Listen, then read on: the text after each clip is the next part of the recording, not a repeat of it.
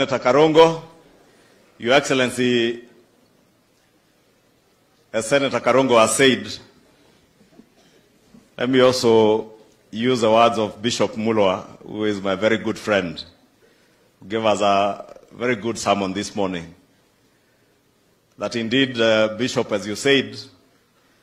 there is nothing Christian in selling each other stones, whether it is 20 shillings or 50 or 100 shillings.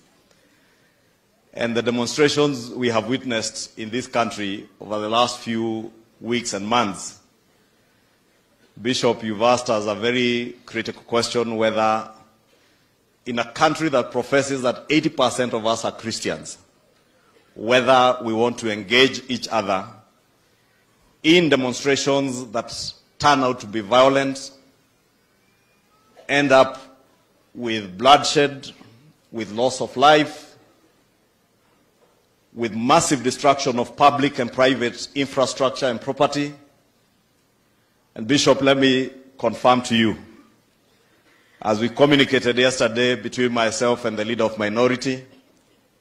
we have engaged, as the church has often called on us as leaders to engage, and we have made a conscious decision that we shall no longer in this country use violence, anarchy, and bloodshed as a currency for negotiating political power. That we must live and abide by the rule of law and our constitution, that we must make determination of how we govern our country at the ballot box, on the day of elections, and the day elections are announced. If any one of us has a grievance from an electoral process, we shall follow the rule of law and the Constitution to sort out whatever differences or misgivings we may have with an electoral process. Therefore, Your Excellency, as you and the President have guided, I must also appreciate the position that has been taken by our colleagues in the minority, that we now all agree, whether you are in the majority or in the minority, whether you are in government or in the opposition, that violence, anarchy, and bloodshed shall not be a way of transacting business in the Republic of Kenya. And I want to take this opportunity, Your Excellency, to assure the country that, as we indicated yesterday, with the guidance of the party leaders in the two coalitions, we shall embark in that process of dialoguing and talking to each other so that we may resolve the 5 issues that we indicated as the agenda of that committee that we will set up. That, Your Excellency, is not to say that the cost of living is not an issue to the people of Kenya. And indeed, globally, Your Excellency, you know,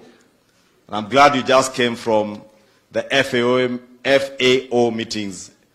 in Italy. You know, the challenge of the cost of living is a global problem. And Your Excellency, you also know we all went out to the people of Kenya with manifestos, and our manifesto in Kenya Kwanza, which called or christened the plan, had solid and achievable plans that we indicated we will roll out if we go to government. And we all agreed, Your Excellency, that given an opportunity to implement that plan, we have the know-how, we have the means, and we are capable of changing the tide and bringing down the cost of living. And we appreciate the role of the opposition or the minority in oversighting government to ensure that this government will implement what they went out, or what we went out to the Kenyan people to sell to them, that we shall do when we are government. And we have indicated, Your Excellency, that on the question of the cost of living, we will allow the minority to have all the latitude in line with our laws and the Constitution to criticize, to propose better measures than they think would do better than we are doing, but to never, ever use violence as a means to engage on political issues or on governance issues. And I want to confirm that to our leaders in the church, that we in Kenya Kwanza, we commit that we shall abide by what we have agreed. And violence will never be allowed to be a currency to use to transact any governance political questions in the country now and in the future.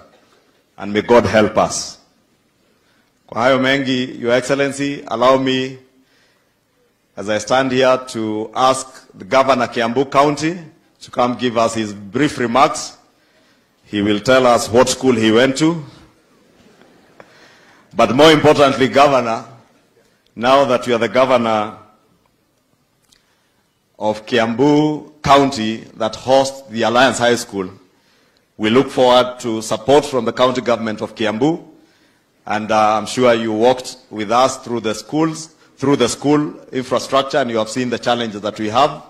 And there are some that will be looking up to you, and I'm sure the Chief Principal and the board have been engaging you on these issues. I will ask you, Governor, to recognize the Speaker and the MCAs who are present,